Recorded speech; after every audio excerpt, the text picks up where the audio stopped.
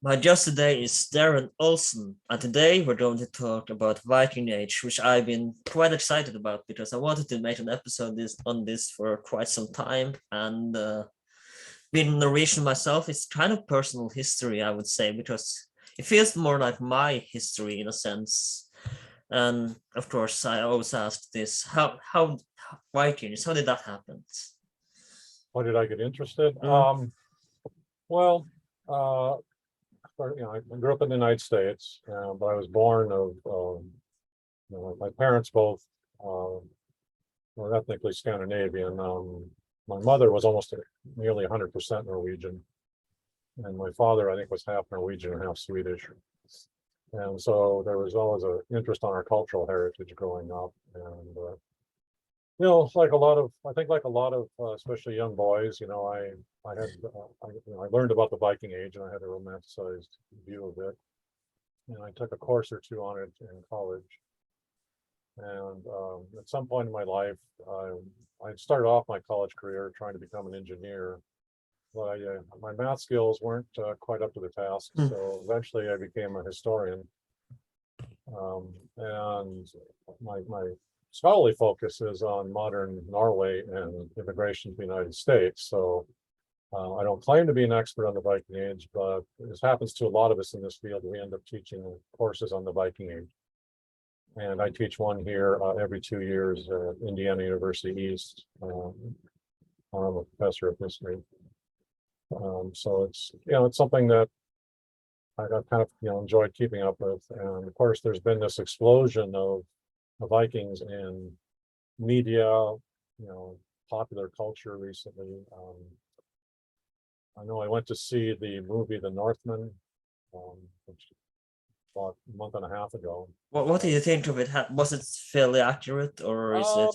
I think it's It more, especially in terms of the culture, I think it was more accurate than probably anything else. It's hard to say, a lot of it you're dealing with Viking mythology, and we know something about Viking mythology, but we don't know everything. And I was caution my students that a lot of the sources that we get on the Viking Age were written after the Viking Age had ended. So we have to be a little careful when we look at the Viking Age. And we're going to discuss, of course, he's referred to Snorri here, I believe, and we're going to talk about him by the end of the episode, of course, because he's kind of a significant source, as we spoke about before, and but we're going to talk about him by the end of the episode. So we have to start, of course, with the beginning of the Viking Age. So was it really? Most people, especially that's true in the UK, and I believe most of Europe believe that it started in 746, I think, with the Battle of the raid, sorry, on Lindesfarne. And is this where we can start the date of the Viking Age? Is that yeah, is that fairly accurate? Well, the traditional date is 793 for Lindisfarne. It's 93, sorry. That's okay.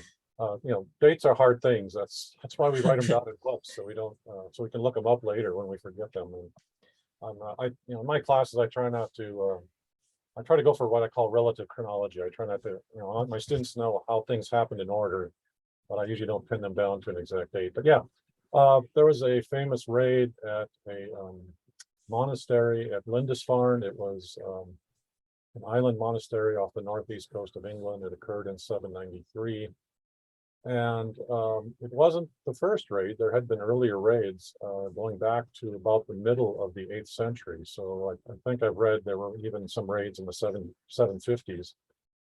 But I think this one, because it was on a monastery, and it's a little misleading. A lot of times people will say, well, Lindisfarne was this isolated little settlement. And it just kind of wasn't that important, but actually it was. It was a center of great wealth in that part of England. It was probably the largest population center north of York, or Jorvik, as it becomes known later, or Jorvik, the Vikings named it. And also the monastery controlled a lot of land on the mainland. So it had a lot of wealth, and it had been associated with St. Cuthbert. So it was very important, but I think the biggest reason it becomes noted as sort of the start of the Viking Age is you have the churchman Elkwin, who was in the court of Charlemagne, And when he heard about it, of course, he was from Northumbria, right? And he knew of this monastery. And so he was really devastated by the news. And I think in some ways he becomes the propagandist for this, making Lindisfarne important. And as historians, we always have to, for any age, we have to choose a starting date and an ending date. And I think we can attribute a lot of that to Elkman as the start of the Viking Age. Of course, to understand, I kind of want to say, because to understand why they went on the raid, I think we should take a look at what the daily life in the Viking village was like, and why they went on the raid in the first place. I think it's important to go back to what it was like in the Viking village. Can you talk a little bit about Yeah, this? we can talk about that a little bit. Yeah, well, I guess, the first person that pops to mind, and it's in a little different context, but I think of Thomas Hobbes, and, I forget his exact description, but he said something about, life outside of civilization was poor, brutish, and short. And that's kind of what it was like in the North, in the Viking Age. Agriculture dominated life, but those people spent their life trying to survive. Right, they were involved in harvesting grain. They had livestock. There was fishing. They did a lot of logging. So it was, that really dominated their lives. And we were talking before I went on about the different lengths of the day in Norway. Well, think about days in the north in Scandinavia. You had these really long days, and so during the summer months, so they would work very hard and long. But then the winters, it was very short with little light at all, and it was very cold, very snowy, and they were huddled inside. They took their animals inside, of course, for that. Like I said, families had to grow enough to feed themselves. If they were going to make extra money, usually they were involved in some sort of craft. So maybe often had women doing weaving, and men might be doing things like leather working, blacksmiths. I know Norway was noted for producing soapstone, which was an export item. And what we've noted is that even some of the smaller settlements were probably tied into at least regional trade in that part of the world. And so that's where you try to make a little extra income. So why did people go on these Viking raids? Well, traditional interpretation has been that there's either overpopulation or also maybe combined with a sense of adventure and wanting to enrich themselves. Poverty was a part of this too, wasn't it? That's what the real poverty. Yeah, like I said, there were, it's not easy to make. Well, I'll use Norway as an example. Norway has about 4 to 5% of its land is suitable for farming. It's mostly vertical rock. It's a mountainous country, and there were richer pastors abroad, and the Vikings, or the Norse people before this time, they had traveled, they had done trade, so they knew about these other places. A more recent interpretation, and I use the history book I use for the Viking Age is by Anders Winroth, and he argues that it was the role of chieftains who were looking to make a name for themselves. They weren't amounting to much back in the Scandinavian homeland, but if they went on these raids, they could attain a reputation and then attract followers. And so he says that was a main reason why the Viking Age was really launched. I can tell you that much that the daily life in the Viking village these days it's not very interesting. Well, that's the point. It's now I tell my students, if one of the things I do in my class is we have like a role-playing simulation, and I said you get to play you actually get to play the Vikings that go abroad. But I said if it were totally realistic, most of you would be farmers, and you would just be farming all day, and your life would be really, really boring. You do the same thing day after day, and I guess you're absolutely right. We kind of forget that sometimes, because those who went a Viking were just a very small percentage of the people living in the North. And the way I understood this as well, they weren't really great warriors, which is why they picked monasteries, because they were such an easy target. They could just go in and out. They didn't have to fight anyone necessarily, but it was such an easy target. They could just raid easy money and then get back home with riches. Yeah, and from the Viking perspective, you're thinking is this: well, if you're going to put all this wealth into a building, and then you're going to have these unarmed men are the only ones there. Why shouldn't I take it? You don't seem to consider it very valuable. You're not protecting it with other warriors. And they found them. You're right. They found the monasteries, in particular, very easy targets. Now, something I feel like has been a misconception is that the rape, while it might have occurred, it didn't occur as much as we think it was. That rape and violence, such things didn't really happen as much as we think it did it? No, and that's sort of the the stereotyped image of the Viking Age are these pirate raids. But what I tell my students, the most prevalent Viking activity was trade.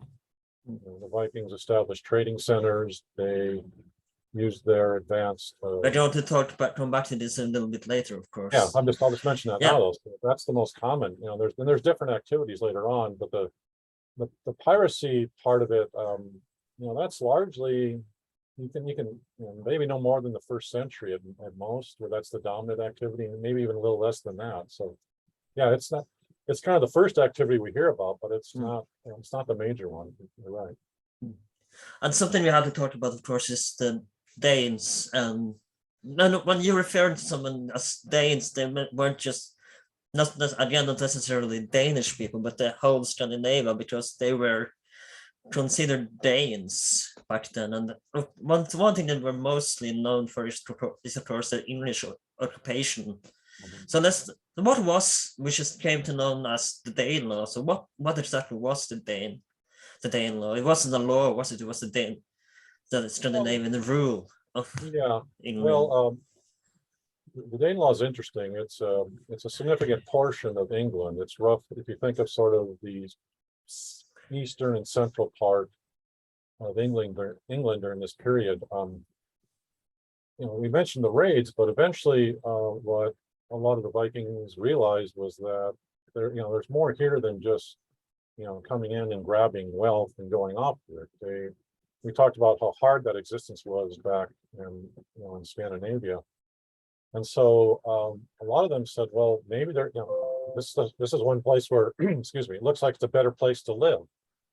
And so they started spending their winters in England. They set up camps, and over time, more and more people from the north came. And you mentioned, the idea where they Danes. Well, at this time there aren't really national identities. It's more accurate to speak of Norse people coming. Did a lot of them come from what would have what is present day Denmark? Sure. Did they come from did some come from present day Norway? Sure. Some from Sweden, other places, yes. And there was a common one of the common words used to describe all people from the north of this time was just to say that they were Danes. It was kind of you might call them Norse, but you might also call them Danes. So those are kind of used interchangeably. And the Dane law is interesting though, because as the Norse settled there, and of course there was a lot of intermarrying with the local population, they brought in their laws, and some of these become part of English law. So like the jury system is probably the best known, right? You had this idea. Now, originally they had aristocratic juries, but later they came up with the idea that you'd have a jury of 12 of your peers. So if you were a free person, like the Carl class, you would be judged by 12 other Carls, in a court of law. They also divided the land administratively into what were called thrythings, or thirds. And this is the origin of the English word writing, which I think the English have finally gotten away with, but that was the system they used for centuries. They also introduced other concepts. I'm talking about the Vikings here. They introduced like the idea that a dispute could be settled by a holmgang, which was a duel. They also had the concept of vergild, which was the idea that if you did bodily harm to somebody or even killed them, there was a certain price that you would pay. Like if you killed a slave, based upon how valuable that slave was, there usually was a price assigned to that person. If you killed a free person, you'd have to compensate his family. If you didn't do that, then you faced the worst possible punishment, which was being outlawed. This is safe for the worst of the offenders. They'd just be, their assets would be seized. They'd be forced to leave the territory, and they usually had a price on their head. So a lot of these practices come into play in the Danelaw. And also they bring, you see, over England, there are a lot of, like the English language still has a lot of its common words come from the Scandinavian languages, Old Norse. The one I think of right off the top of my head is anytime you see a town like Derby with that dy ending, that's a Old Norse word. Or if you see ey, like something like Ramsey, that usually meant the Ramenzoy or Raven's Island, for instance. So there's a lot of place names in England as well. A lot of the common words are part of the English vocabulary. Windroth has this interesting, he's got like this long paragraph in his book, and it uses only words that come from Old Norse. And I wish I had it here around here somewhere, but it'd probably take too long to read and be kind of boring, but kind of fun to know that. So how did they rule? Did they have a king there? Did they rule from Scandinavia, or how did they go on about ruling Britain? They had a king, and the other thing I forgot to mention too was they would have introduced the thing, the parliament. Although we don't read as much about that in the Danelaw, because I think there was, I think because it was still kind of a mixed settlement, but you had military leaders there, and they often, they didn't always become, you don't get the formal kings, although there does come to be, a king of Jorvik or York later on. Ivar the Boneless was probably the most famous one. So, it's not really, at least not initially, it's not really ruled from Scandinavia. That will happen later on. We'll see, the Scandinavian kings becoming involved in affairs in England. A lot of that has to do with dynasty, marriages and all sorts of things like that. This is what I think that scholars seem to think that this is the start of the Danish Empire, isn't it? Yeah, it really is. So they rule for quite some time before William the Conqueror comes along, but they do rule basically up to then, don't they? Up until William the Conqueror, which ironically also is from Norse ancestry, since it was a Norman. We will come back to the Normans again later, but they did rule pretty much until William the Conqueror, don't they? Well, I would also add Canute the Great. He had a kind of what's called a North Sea Empire, right? He was king of Denmark, but Svein Forkbeard was the one that gained control of England, but then he died just a few months after, and Canute succeeded him. And Canute put together this empire that included Denmark, England, parts of Norway, parts of the islands, and so that he's the person that falls in between William the Conqueror. Of course, I'd like to mention the Normans, where they are Scandinavian ancestry, aren't they? Because they call Normans. So how did they emigrate to France and from Norway? Well, there's a long history of Vikings conducting raids into France. Two river valleys in particular, the Seine and the Loire. The Seine, of course, leads to Paris. The Vikings raided frequently. They often would winter, especially if there were islands in the middle of these rivers. And this plagued the French kings for a long time, and finally they do try to take Paris too, don't they? Yeah, there's a siege of Paris. I forget the exact year, but I think it's in the mid 9th century. I think that sounds about right. Yeah, I don't know the exact date, but like I said, there's so many dates. It's just hard to keep track of them all. But yeah, the Vikings had even besieged Paris. Well, finally, we have King Charles the Simple on the throne of France around the year 911, and he had originally tried to get one of his French vassals to occupy what is basically today Normandy, hoping he could hold off the Vikings. That Again, Normandy, of course, come from Normans. name comes later, but I'm using it so people, yeah, it comes from land of the Normans or land of the Northmen. That's what it literally means. So eventually what he does is there's this Viking leader named Gunga Rolf, or Rolf the Walker. It was said that he was so large no horse could carry him. And so Charles signs a treaty with Rolf. He's better known in France as Rollo. That's probably the name most people have heard of him by. So he becomes the Duke of Normandy.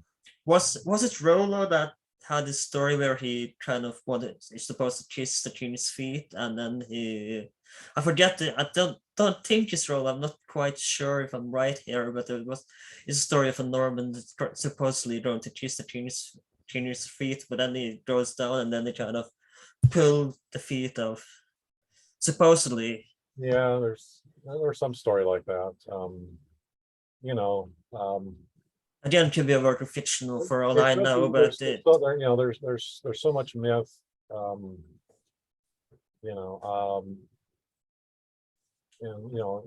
we just don't know. I mean, there's some great stories out there. I mean, it's possible he kissed his feet, but I don't know. I'm a little skeptical of that, but who knows? It maybe happened. But yeah, what you were sorry for interrupting you there, but you were going to talk about fun little story. Please continue about well, basically then what happens is so Rolf or Rollo and his Vikings, they settle in this territory on the northwest coast of France. It's the name Normandy because it's where the Northmen settle. We can still see that in the place names, and then other people from Scandinavia come there to settle. Also, a lot of people from the Danelaw settle later on, and there's also we think there are a lot of members of the Anglo population in England that decide to cross over. So it's often been called there's sort of this mixed Anglo-Norse population, but very, very quickly they assimilate. They adopt the French language, French customs, but a lot of the names and the place names, you can still see some of that Norse heritage. And I forgot to write down some examples beforehand, so you just have to trust me on that one. Something we don't need to come back to it does work. Sorry. You fell out for a second, but it's okay. I have something we don't talk about before we go into the Viking and trade part of the Viking Age. I want to talk about the raids of Ireland, because there is quite some, and they even settled a Viking king there at some point. So let's talk about Ireland and the Viking raids there for a little bit. Well, just looking at my notes here a little bit, so I don't spot. Well, the raids in Ireland start pretty much around the same time as Lindisfarne, although possibly there was some earlier, but we do know there was one in 795 at the island of Rathlin off the northeast coast of the mainland, and for about the next 40 years or so, that's what was happening. These were like very guerrilla type raids. The Vikings would come in, and we think they were launching them from Scotland. They probably had established bases in Scotland, and then would go on to Ireland. And these most likely would have been Vikings who had come from what would be today present day Norway. And so they started hitting. They went after monasteries. That was a favorite target, and with a lot of the same results. And they were raiding, but they also noticed that, hey, there's nice territory here in Ireland. It's better climate. It's a wealthier land, and eventually they start to stay. And one of the things that the Vikings did was they would create these coastal fortresses, and they were known as long forts, Longphorts. And probably the most famous one that they established was in this small little village, and it had a had a major, like this big black pool by it. And so the Vikings said, well, you know, that's a black pool, Dublin. That ultimately became the name of this settlement. Although I think the Irish already named it that. And that was in about 841, I think, 842. And the Vikings started using this as a place to store their ships and to winter over in Ireland. But then also, as you might expect, they built it into a trading center. And so the Vikings, you know, got involved there, especially on the coast of Ireland. There's a number of cities like Waterford, Wexford, basically were established by Vikings. And I forget the the Old Norse names, but well, I think Waterford is something like Rodnafjord or something. No, I can't quite pronounce it. My Old Norse isn't the best.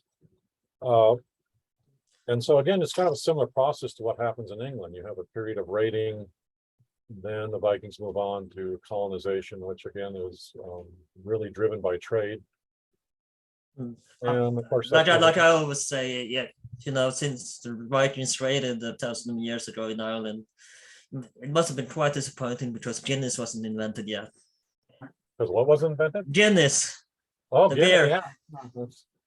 Yeah, well, I imagine that would have been another treasure that the Vikings would have enjoyed. They would have loved that, wouldn't they?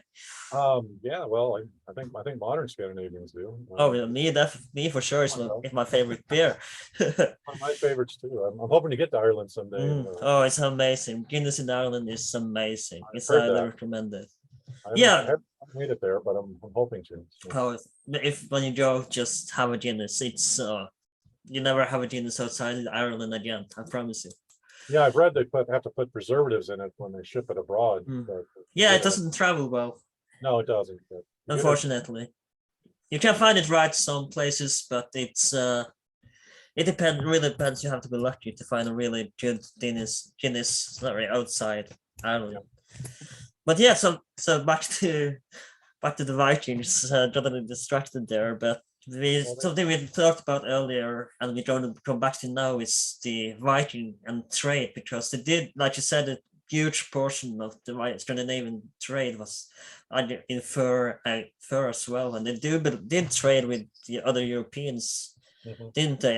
And something I find fascinating is that they did trade, and we have archaeological evidence of this, that they did indeed trade with Spanish Islam and Muslim Spain, which is I find fascinating. So how did it go around trading? How did that work, to put it in those words? Well, I think if you can kind of envision a map of Europe in your head, what the Vikings did is they took it, because of their maritime technology. They had these wonderful ships that could travel across the oceans. The longships. The longships, well, or the canars, but they also had because the draft was so shallow, they could also go up small rivers and streams. So what the Vikings basically did was they certainly took advantage of the North Sea and the Baltic, and you can kind of think of those two being connected, especially around the straits between kind of southern Sweden and Denmark, the Skagerrak and the Kattegat, and then they connected those via riverways. So like if you think about France, you've got those rivers we talked about earlier, the Seine or the Loire, but also the Rhine River, the Rhone River. And then in Eastern Europe, they would have had all those various rivers, like the Volga, the Dnieper. There are several rivers in Eastern Europe that they would have been involved in. There's just so many, I can't keep track of them.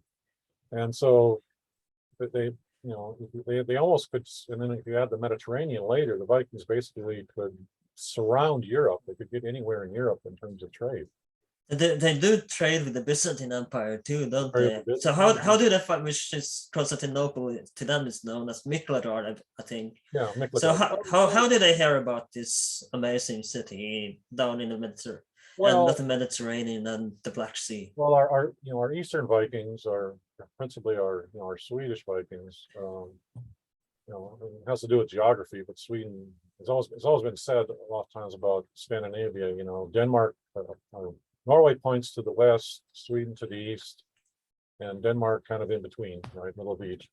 But the Swedes were, interacting in the Baltic. There was, they were doing their raids there too along the Baltic coast. But eventually they got tied into these trade networks through the river valleys. And again, because these long ships, both the bigger ships, which are the Drakar and the Dreki, the shorter ones, the Snecka or snakes, could traverse these riverways. And so they became connected with trade, and eventually, and because of these riverways that allowed Eastern Europe to be connected with the Byzantine Empire, which the Byzantine Empire just considered itself, the survivor. They were still the Roman Empire in their mind. Yeah. But so there's very lucrative trade there. It was very advanced civilization. They had coins, which, especially if they were silver coins, the Vikings loved to get those. But also the Byzantine Empire is butted up right up next, to the Islamic world, and so they're doing trade with the Islamic world. They do, especially with Islamic Spain too, don't they? Which Islamic is Spain, closer to France, so it's kind of shorter distance, isn't it? So all over the Viking Age, we find silver coins. Some of them are from Byzantium. There's a lot, however, from the Arabic world, dinars. So that's fascinating. But there was a worldwide global trading network going on, and so I think it's at Birka in Sweden.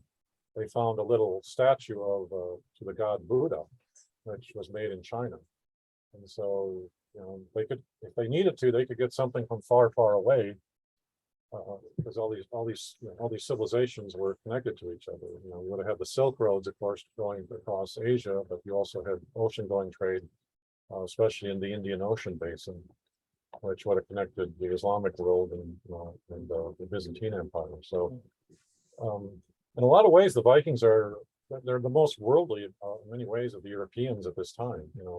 They're interacting with peoples across the world, and at these trading centers the Vikings had, and we have to remember they established them both within Scandinavia and without. So you've probably heard of some of the ones in Scandinavia, right? There was, I mentioned Birka in Sweden. There was also a Helga, Kaupang in Vestfold, Norway, Hedeby in Denmark, and they would trade things, right? So the Vikings would trade various things: amber, timber, furs, fish, ropes, honey. Ivory was a big product, but their biggest export was probably slaves. They got involved in the slave trade fairly early on, and they got a lot of the stuff they liked back, for silver coins. They often traded for weapons, pottery, glass. They liked salt was a big item, spices. Northern food tasted better. We could get spices from Asia. Wine was a big one, right? It was hard to grow wine in the north, but especially the Viking chieftains and the jarls, the kings, they loved their wine, so they often drank it. Silks. We read, Ibn Fodlan's account when he traveled through Eastern Europe and met the Vikings, that they loved to wear silks, especially the leaders. I do believe they do meet the Islamic traveler Ibn Battuta at some point as well, don't they?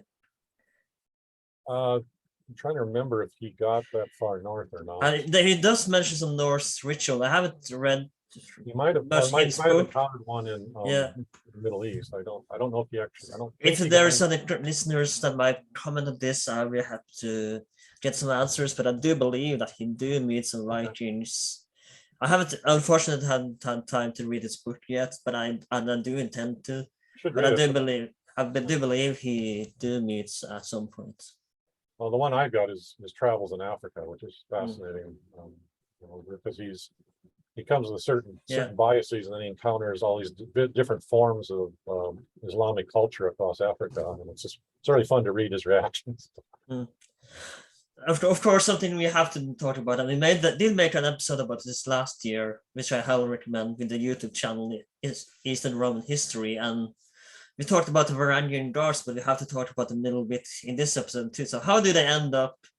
How did the Byzantines find out that these are kind of good, decent warriors? Maybe we should use, and they look scary, so maybe we should use them as our Praetorian Guards in a sense. So how do they end up find out that they could be useful as guardsmen for the emperor?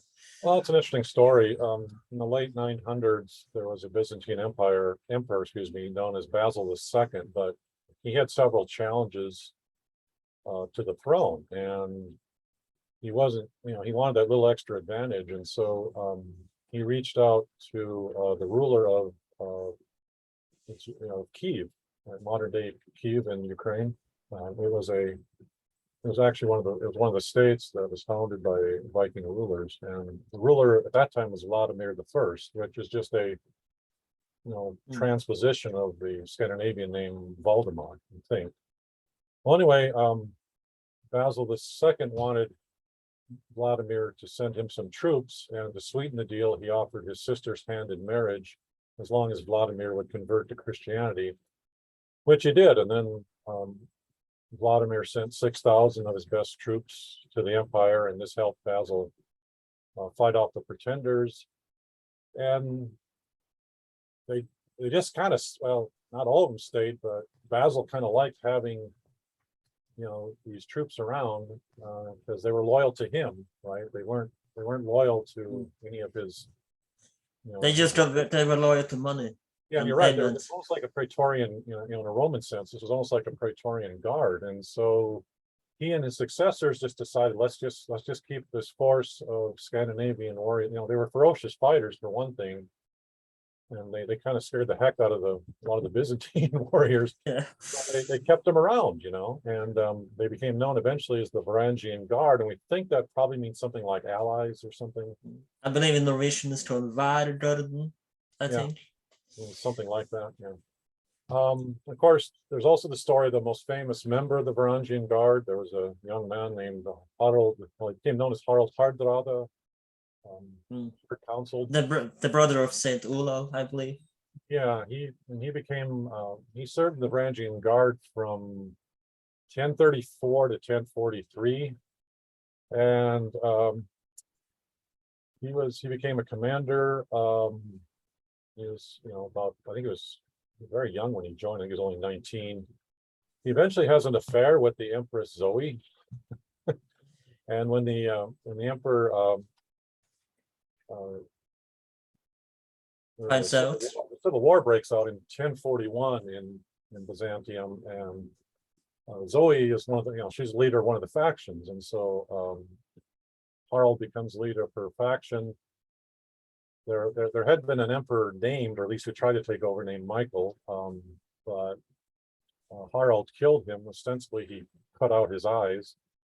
And then after he helped Zoe regain her throne, then Zoe turns on him, had him imprisoned, but he manages to escape when the prince of, that's what Kiev was called, a principality, excuse me, I forgot that. So Prince Yaroslav of Kiev has this invasion. It fails horribly, but there's all this confusion, and that allows Harald to escape. He returns to the north. Doesn't he bring along the treasury of Byzantium as well? Yeah, most of these guys got really wealthy. They were paid well, but they found ways to supplement their income. They were commanders, and they were used in battles a lot. And if there were any riches to be had from those battles, the spoils of war, right? They would take those. And Harald certainly did that. So he had this nice treasure chest when he went back to Norway. And Magnus will die in 1047, and then he becomes the sole king of Norway. And he's eventually going to plot to invade England about 20 years later. Which fails, as we know. Which fails. Yeah. Well, if the wind had only been blowing from the other direction. It's something we have to, of course, talk about, and it would be a crime if we didn't. Would be that is Scandinavians, of course, found America first, but they didn't settle there. So why was that? They sailed there, they found this land. Why didn't they want to settle there? Why did they turn back and just forget about it? China forgot about it in a sense. Well, I think one of the, there weren't a lot of Norsemen or Norse people who made it into the New World. It was a pretty small community, and the one dumb thing they did was they antagonized the local indigenous peoples, and those indigenous peoples, they got into fights with them, and the indigenous peoples won. The Norse didn't win every fight they were in, and this is one that they were losing. And it was also at the very far end of what. With that technology at that time in the population of Scandinavia, what they could do. So it was correct me if I'm wrong. But I do believe that in the series American Gods, they do the first scene of the Norsemen. They do kind of depict this, that they run away from the new land, don't they? If I remember correctly, in American Gods. Yeah, they had to hightail it out of there because they were, you know, they weren't faring very well, and they were under constant attacks, and you know the indigenous what we call, you know, American Indians drove them out basically. And it was just really hard to sustain that far. You know, if you look at the distance, it's just so remote. And they would have, you know, they would have had to import a lot of the things they needed, but they were there long before Columbus. But you know, they couldn't establish. It was very unlikely they were going to establish any sort of permanent settlement there. It's kind of interesting what if scenario. What if they did settle there, and how would it have developed?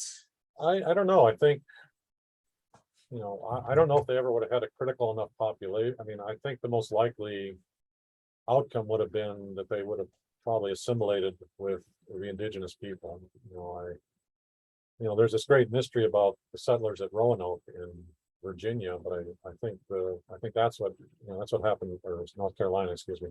I think that's what happened, you know, with the people from Roanoke. I think they eventually assimilated with the indigenous peoples, and I think that probably would have been what would have happened with our Norse or our Scandinavians. It was just really hard to get that many people, you know, critical enough mass to make it's it. Quite a far distance as It's well. a really far distance, and yeah, those ships were the best at the time, but you know, that's still a very long ways to go. And it would take another 500 years until they have proper ships again to actually sail across the ocean. They did settle Iceland though, and Greenland. Yeah, they could settle those areas. And, you know, again, it's quite shorter distance. It's much shorter to Iceland and Greenland, and you know, Iceland survived. Greenland didn't. Either they just got wiped out, or maybe they assimilated. We don't know. It's a mystery in Greenland. We're not sure exactly what happened. But again, the Greenland. It makes for good historical fiction, though. Yeah, it makes fun if you like that. Yeah, it makes for great fiction. So, of course, we have to talk about the unification of Norway, and how did that go about? Because it's, again, of course, there's some legends around the unification of Norway. Now, I do have the name of the king in Norwegian. I don't remember his English name. Hårek is it called in Norwegian, so I don't remember his English name, unfortunately. So sorry for my international listeners. But how did the unification of Norway go? Well, I think the traditional story has been that, and I'll use the English phrase, although the modern one would be Harald Harfagri, I think would be the, usually it's translated as Harold Fairhair, or Harald Fairhair. That's it. Well, he was a regional, you know, think about, you know, roughly the 860s, 870s. He's a regional king in southeastern Norway. And he's ambitious. He wants to consolidate. He wants to be, you know, rule over a bigger territory. And what he's able to do is he basically decides he's going to divide the country up. There's a powerful man in the north of Norway known as Håkon. He's the Jarl of Lada in what is current day Trøndelag. I guess it's still called Trøndelag. Yeah, it is. And anytime there's a unification attempt in Norway, the Earls of Lada, I think it was Hladir in the Old Norse, always come up. Well, Harald Fairhair cut a deal, and basically he said, "Oh, you know, I'll take over basically, you know, kind of the southeast and the western part of Norway, and I'll leave you alone up there." And you know, so that was fine. And so Harald just started working to pick off you know, these various smaller kingdoms or chieftains, try to make them swear loyalty to him. According to medieval historians, there's this huge battle at Hafrsfjord, which is near Stavanger, and they say it was 872, but most modern historians would date it to, the most common date I've seen is about 885, though it may have even been in the 890s. And there's an interesting monument there at Hafrsfjord. It's the Sverdi Fjella, the three swords in the mountain. And I've actually been there. It's kind of neat. I had my picture taken there with my colleague from Norway.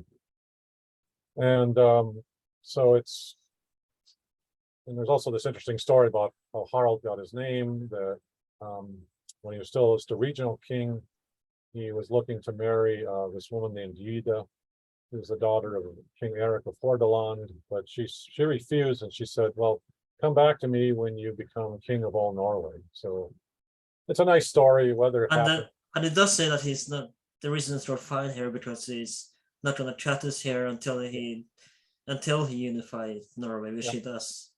So he makes this pledge to himself, and he spends, 12, 13, 14 years, whatever it is, he finally unites Norway. And then the story goes that then he just made her a concubine. He decided not to marry her. So he wanted somebody more impressive. He had a couple different wives. And so he puts in his administration, starts to get central control of Norway, although this is also the time when we hear that a lot of Norwegians didn't like his strong rules. A lot of them go into exile. Iceland is usually thought to be settled during this time by the Norse. Problem with Harald is we don't have a lot of contemporary evidence, and most of the evidence we get comes from Snorri Sturluson, who's writing around 1220, 1230, a couple centuries later. So there are some scholars that would argue, I think most would buy that Harald was the unifier, but there's some that would say that the unification of Norway doesn't really come until later on, either under Olav Tryggvason in the late 900s, or even Saint Olav Haraldsson, who reigned from 1016 to 1028. So, there can be some disagreement there, but I think the most common one listed is Harald Fairhair. And of course, I wanted to talk about him next. It's funny you mentioned him because he's the one I want to talk about now. Because I'm trying to refer to him as Saint Olav, and again, I grew up with the Norwegian name, so I don't remember his English name. I'm sorry again. So how does he? Because he is kind of a legend here in Norway, and we do have a play every year that is set here in Vardø. While it is in Norwegian, I would highly recommend checking it out still, because the music is amazing. It's set up every year here in Vardø, and I'll try to get there. And it's really amazing. The music is just, but it's fiction. It's a story. While the story is fiction, of course, it is still a great story nonetheless, and it's highly worth checking out. But yeah, how does he? Because he's the one that when Harald Hairfair is Christian, unify Norway. Sorry, he's the one that Christianized Norway. So how does it go about to do that? Because it's quite brutal. Largely by force, that's the simple answer. Although, Olav Tryggvason had used force as well. He tried to convince people, but he would ultimately rely on force, and that's how Saint Olav did it. These would-be kings. There's a couple of things that they really needed to become, to get a kingship or a kingdom like you would have in the rest of Europe. And one of the key things you need is a bureaucracy. You need scribes that can write stuff down. Remember, our Norse people aren't really literate yet, but there's one institution that has a lot of literate people, and that's the church, the Christian church. And so it becomes, how would I say this? It becomes very attractive for would-be kings in Scandinavia to impose Christianity in their realms, because then they'll gain the favor of the church. Then they have all these clerics working for them who can keep records. And that's how you run a really effective and powerful kingdom. You have to have record keeping. Otherwise, you're just ruling on the force of your personality. And when that's the case, often the kingdoms fall apart. I mean, look at what happened to Harald Fairhair's kingdom after he dies. It doesn't really hold together. So and it's the same goes with Alexander the Great and many other leaders. Yeah, well. You need those civil servants or those bureaucrats. If you don't have them, you're not going to have you're not going to be able to have very effective and long-lasting rule. And Olav, of course, started out as a pagan. I don't know if a lot of people realize that. He converted when he was about 18 or 19. He'd gotten involved in fighting originally against the English, but he was supporting King Ethelred II, known as the Unready. But he had to get out of there when the Danish king Svein Forkbeard gained the upper hand, and while he was in actually he was in Normandy at Rouen, and that's where he got baptized. Because he doesn't just manage to get expelled from Norway too, because of Yeah. Well, he was, he goes back to Norway. He's going to consolidate his rule. He's got some powerful enemies. Denmark has controls part of Norway. You also still have that Earl of Lada, right? Another Håkon, I believe. And even the Swedes are against him. He manages to kind of sort things out with the Swedes. He starts pressuring, his people with force to convert to Christianity. And he's kind of a heavy-handed ruler, right? And he writes Norway's first national legislation with the help of Bishop Grimkel. It's this religious code that comes out in 1024. But what ultimately threatens his kingdom, or where his kingdom becomes a threat, is that Canute the Great, the kingdom of, I guess we would call it Denmark, Denmark, or Denmark, England, however you want to term it, wants to still control those lucrative western parts of Norway. He forces Olaf into exile in 1028. Olaf goes and lives with, I think, Olaf Skotkonung in Sweden. it is worth mentioning that the way Olaf kind of converted people is that either you become Christian or you chop your head off, which needless to say wasn't very popular even in those days. No, it's the Charlemagne method, right? That's how Charlemagne converted the Saxons, right? He what was it, 4,500 in one day he had beheaded back in, I want to say maybe 875, somewhere in there. Right? So yeah, he's not giving people a choice. He's just going to make them the threat of death. So yeah, he's not real popular. And a lot of the chieftains in Norway were like, we'd rather have Canute ruling us from England. He's far away. He can't do as much. Olaf does return with an army a couple of years later in 1030, and he's got the son of Skotkonung, Anund Jacob, and they try to conquer Norway, but the chieftains resist, and there's a lot of the peasants who can't stand him, of course, rise up. There's also, the Danes have their forces over there, and he's defeated at Stiklestad. Which we also made an episode about, episode 34, I think, last year. So I highly recommend checking that one out after you finish this episode.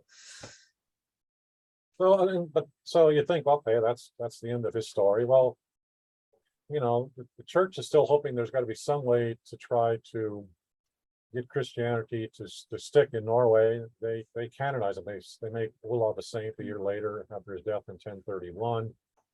No, sorry for interrupting you a little bit there, but the Norway's only official, well, there was many smaller so to speak, fake saints.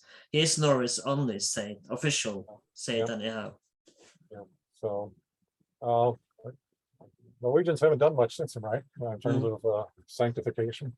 But so anyway, he's sanctified. Well, eventually, the people in Norway, especially some of these chieftains, they find out that Canute is just as, he's ruling over them. He's trying to control them.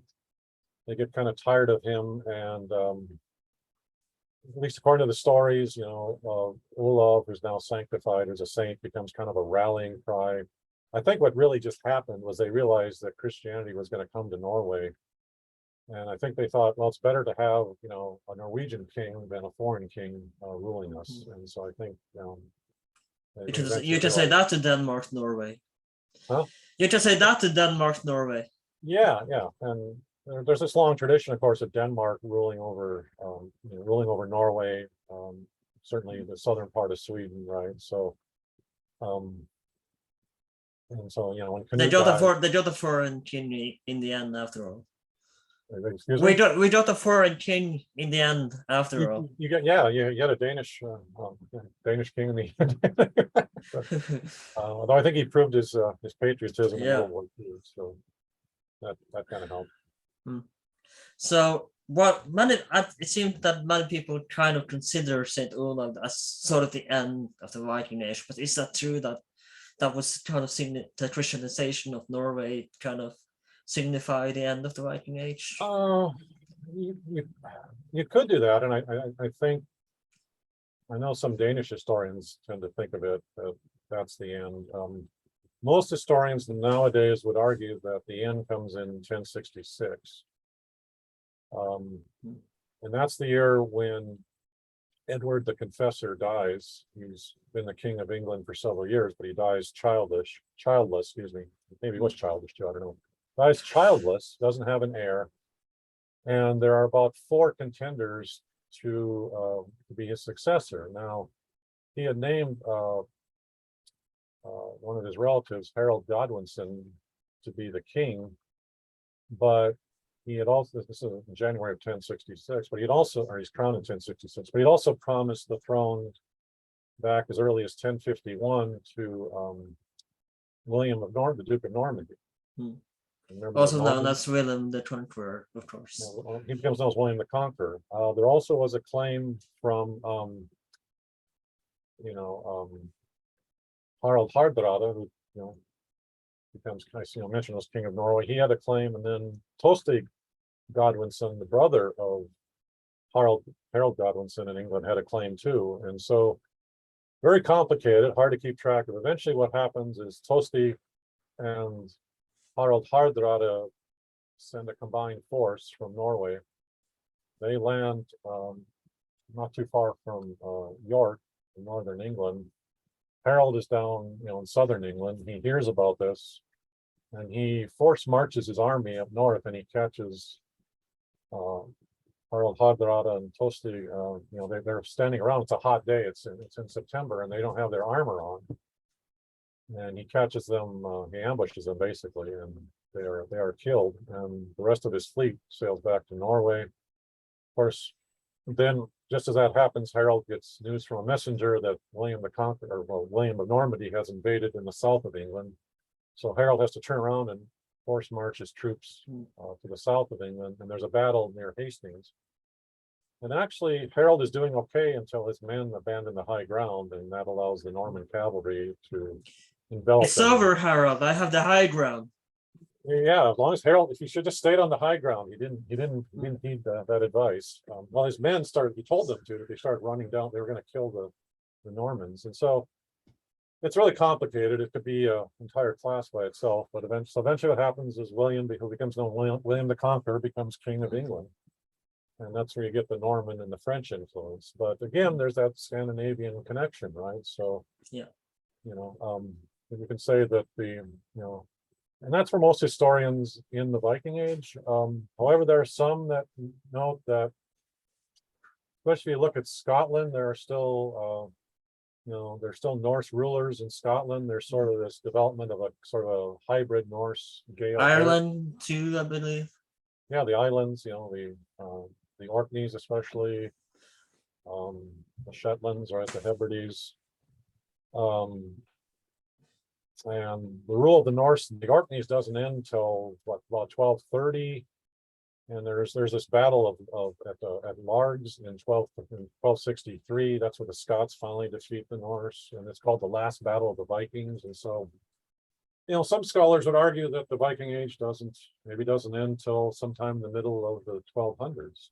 Yeah, I wanted to mention there is one Norwegian crusader king, Sigurd Jorsalfar, I believe. Who is also referred to as Vikings because he does travel.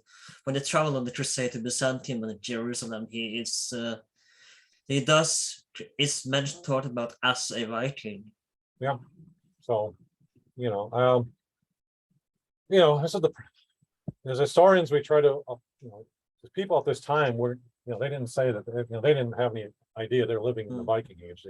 That age gets applied later. In fact, I think the first mention of the Viking Age was by the Swedish archaeologist Oscar Montelius in, I want to say, 1871 or 1872. Like that's the first formal time it's mentioned. So the Viking Age in a lot of ways is a recent invention. We kind of impose order on something in the past and trying to explain it. Yeah. So of course before we go, we have to discuss Snorri. As you mentioned him earlier. How essential is he? So how significant? Because he's kind of our Scandinavia's Herodotus. Wouldn't you say that he is Yeah. kind of significant to Viking history? Yeah. Well, Snorri, lives in the 1200s. He's an Icelandic chieftain. Where does he get his sources from? How does he manage to write down the Well, Heimskringla? we think he must have had access to some, that perhaps others had written down some of the oral material from the Viking Age. He also traveled around and with, because Iceland had a very strong oral culture, so he would listen to these stories, and we think he wrote them down. And he compiles these together, including some of the myths. Would it be fair to compare him to kind of Scandinavia's Herodotus? Well, he's really the first one to write a comprehensive history, especially his Heimskringla. That's really a history of the kings of Norway. And so that's why, he's really the first to attempt to write a systematic chronology of at least one of, and Norway had often tried to control Iceland during this time. So he writes this, at least we have this history of Norway and its kings, right? Somewhat similar to maybe the Anglo-Saxon Chronicle or something like that, right? Herodotus is really the first historian to ever write about Greek history. He puts it to paper. I would kind of compare the two in a sense. Of course, they're centuries apart, but kind of he is the first to write about Vikings, and Herodotus kind of is also first to write about, and like you said, Greek history. So I would kind of compare the two historians.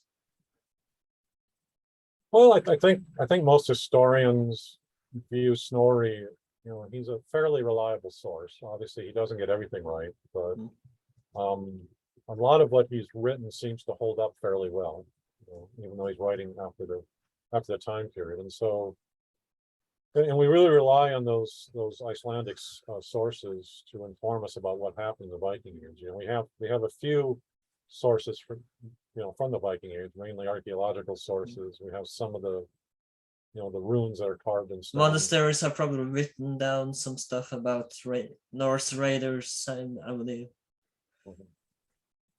But something I didn't get to mention when I talked about Ireland is I was reading, hold on, I had to find this, I forgot his name, The Hammer and the Cross by Robert Ferguson a while ago. And he mentioned that they did a DNA test of Isle of Man and I believe Ireland as well. And it was quite surprising how many people had Scandinavian ancestry in their DNA. It was quite surprising. Yeah, it was the DNA tests have shown that there was a much larger Scandinavian population in the British Isles than had previously been suspected. So yeah, that's really surprising. I've also just like in social media, there's been kind of this resurgence of, there's a group called Norse Gaels, people who are, Gaelic ancestry, often Scottish or Irish, but they understand that they probably have some Scandinavian ancestry as well, and they're really proud of it. And study of the Viking Age is very popular. For obvious reasons. Yeah, for obvious reasons. And the Isle of Man also, that's the longest running parliament in the world, I believe, the Tynwald. So that's a very interesting story as well. I think the world's oldest door is also on that island. So it's like 900 years old. Yeah.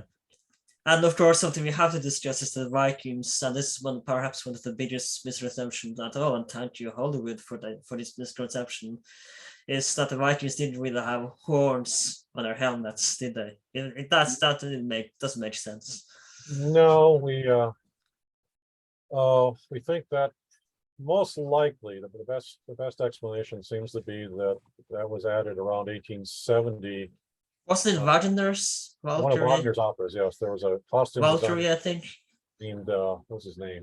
Emil Deppler or something like that. I don't have his last name right necessarily, but yeah, a costume designer for one of Wagner's productions he didn't think that the Vikings looked fierce enough in just Mm. in the conical shaped helmets. So he put horns on them. He thought that'd make them look better, make them more fearsome. And So it caught on. It caught on. it caught on, and now everybody wants to see those horns, right? Yeah. Very And fun. yeah, thank you so much for coming. I think you covered a really good amount of the Viking Age, from raids to trade, and basic amount. So before you go, do you have anything you wish to promote? Any social media where people might find you if they have questions or things you want me to put in the description below? If I could just hold on, I'll just put my Yeah. book, do a short plug for that. Yeah, he's just a brother Mason. Get his book there. Yeah, there you go. So this is my book. Can you see it there? Yeah, Vikings across the Atlantic. Now this is about the modern era. It's immigration and the building of a greater Norway. Mm. But this came out in 2013 from the University of Minnesota Press. It's in English, but if you get a chance, please pick it up. I think if you like the modern era. I do talk a lot about Vikings, but as a symbol for the modern day immigrants. So Vikings are very flexible as symbols. That's one of the arguments I would make. Where can people find the book if they want to buy it? I would think any reputable bookseller should be able to get it for you. It's still in print. It's about I think it's about $35 American. You might be able to get it though at a lesser price. Maybe used or slightly used. So it's not too bad of a price. I say.